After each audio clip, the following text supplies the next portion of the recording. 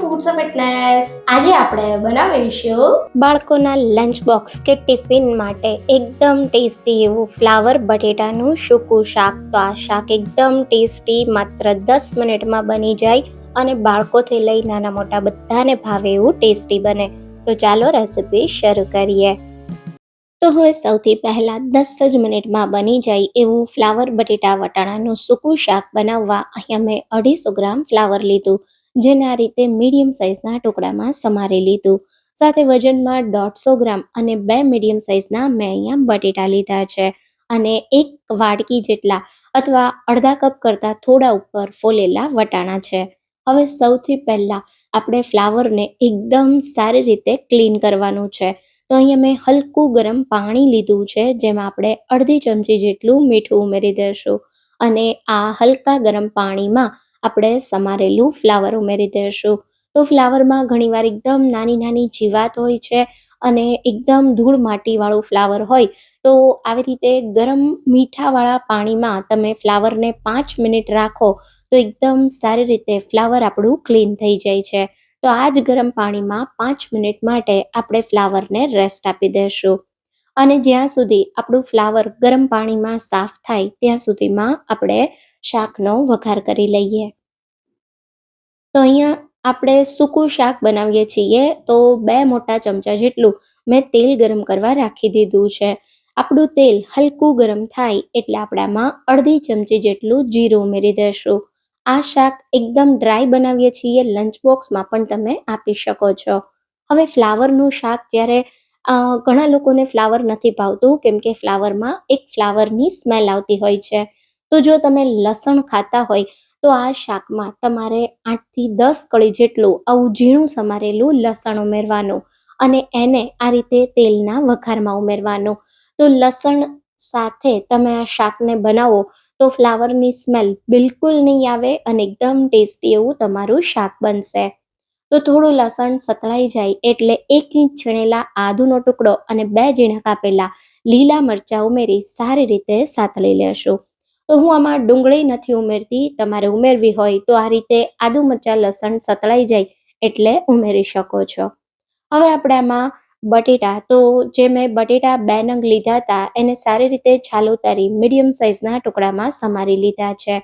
તો બટેટાને પહેલા આપણે થોડા તેલ સાથે સાતળી લેશું અને તેલ સાથે બટેટાને 2 થી 3 મિનિટ માટે થવા દેશું. તો બટેટું થોડું સોફ્ટ થઈ જાય પછી આપણે આમાં ફ્લાવર ઉમેરીશું. તો આની ઉપર આપણે એક થાળી આ રીતે રાખી દઈશું અને એમાં હલકું એવું પાણી, તો અડધા ગ્લાસ જેટલું હું પાણી ઉમેરી દઈશ. તો આ શાકને આપણે વરાળે થવા દેવાનું છે એટલે આ રીતે થાળીમાં થોડું પાણી ઉમેરી તમે શાકને ચડવા દેશો તો શાક તળિયે બિલકુલ નહીં ચોંટે અને એકદમ પરફેક્ટ એવું કૂક થઈ જશે. આપણા બટેટા સોફ્ટ થાય ત્યાં સુધીમાં આપણે ફ્લાવર જોઈ લઈએ. તો સારી રીતે ફ્લાવર આપણું સાફ થઈ ગયું છે, એકદમ સરસ. તો હવે એકદમ સારી રીતે ફ્લાવરને એકવાર આ રીતે પાણીમાં ઘસી ધોઈ અને પછી એક બાઉલમાં કાઢી લેશું અને આ ફ્લાવરને એકવાર સાદા પાણીથી સારી રીતે શાકમાં ઉમેરતા પહેલા ધોઈ લેવાનું. તો આ રીતે ફ્લાવર સાફ કરશો તો એકદમ સારી રીતે ફ્લાવર તમારું ક્લીન થઈ જશે. લગભગ 3 મિનિટ પછી આપણે એકવાર બટેટાને ચેક કરી લઈએ. અહીંયા આપણે 100% નહીં પણ 50% જેવા બટેટા સોફ્ટ થાય, થોડા કૂક થાય ત્યાં સુધી એને થવા દેવાના. તો આ રીતે હું બટેટાને ચેક કરું તો હલકા એવા બટેટા આપણા ચડી ગયા છે. તો હવે આ સમયે આપણે આમાં ફ્લાવર ઉમેરી દઈશું. તો પાણીથી ધોઈ સાફ કરેલું મેં ફ્લાવર ઉમેરી દીધું, સાથે આપણે જે વટાણા લીધા છે એને ઉમેરી દઈશું. એકદમ સારી રીતે બંનેને મિક્સ કરતા પહેલા અડધી ચમચી જેટલું મીઠું અને અડધી ચમચી જેટલો હળદર પાવડર ઉમેરીશું. તો શાકને એકદમ મસાલેદાર અને ટેસ્ટી બનાવવા માટે અત્યારે આપણે ફક્ત હળદર અને મીઠું જ ઉમેરીશું. શાક આપણું સારી રીતે ચડી જાય પછી આમાં બાકીના મસાલા કરીશું. તો આ રીતે હળદર, મીઠું, ફ્લાવર, બટેટા, વટાણા સાથે મિક્સ કરી ફરી આના ઉપર પાણીવાળી થાળી ઢાંકી દેશું અને ધીમા ગેસ પર 5 મિનિટ માટે શાકને થવા દેશું. જો કડાઈ જાડા તળિયાવાળી ન હોય તો તમે એકવાર શાકને ખોલી વચ્ચે ચેક પણ કરી શકો છો. લગભગ 5 મિનિટ જેટલો સમય થયો અને હવે તમે જોઈ શકો છો એકદમ સારી રીતે ફ્લાવર બટેટા અને વટાણા ચડી ગયા છે. તો આ રીતે ફક્ત હળદર અને મીઠું ઉમેરી તમે ફ્લાવર વટાણા બટેટાને આ રીતે ચડવા દો ધીમા ગેસ પર, તો શાકનો સ્વાદ એકદમ સરસ લાગે છે. તો હવે આમાં આપણે મસાલા કરી લઈએ.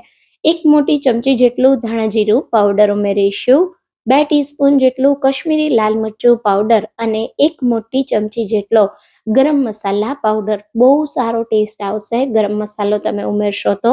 અને હવે એકદમ સારી રીતે બધું આપણે મિક્સ કરી લેશું. તો આ રીતે મસાલાને એકદમ સારી રીતે આપણે મિક્સ કરી લેવાના અને મસાલા સરસ મિક્સ થઈ 1 મિનિટ જેવું શાક થાય, સાઈડ્સમાંથી તેલ થોડું દેખાવા માંડે એટલે ઉપરથી ઝીણા કાપેલા લીલા ધાણા ઉમેરી દઈશું. તો 10 જ મિનિટમાં એકદમ ટેસ્ટી મસાલેદાર ફ્લાવર બટેટા વટાણાનું સૂકું શાક તૈયાર છે. આ શાકમાં જો તમને રસો જોવે તો શાક ચડી જાય ત્યારે લાસ્ટમાં થોડું પાણી ઉમેરી તમે રસો કરી શકો છો. પણ આ શાક આવું સૂકું વધારે ટેસ્ટી લાગે છે. તો ગરમા ગરમ રોટલી કે પરાઠા સાથે આ શાક બનાવજો, બધાને બહુ જ ભાવશે. તો તમને આ એકદમ ટેસ્ટી ફ્લાવર બટેટા વટાણાના શાકની રેસિપી કેવી લાગી એ મને કમેન્ટમાં જરૂરથી કહેજો. જો તમને મારી રેસિપી ગમી હોય તો રેસિપીને લાઈક કરજો અને વધારેમાં વધારે શેર કરજો. તો ફરી મળીશું એક આવા નવા જ વિડીયો સાથે. ત્યાં સુધી થેન્ક્સ ફોર વોચિંગ.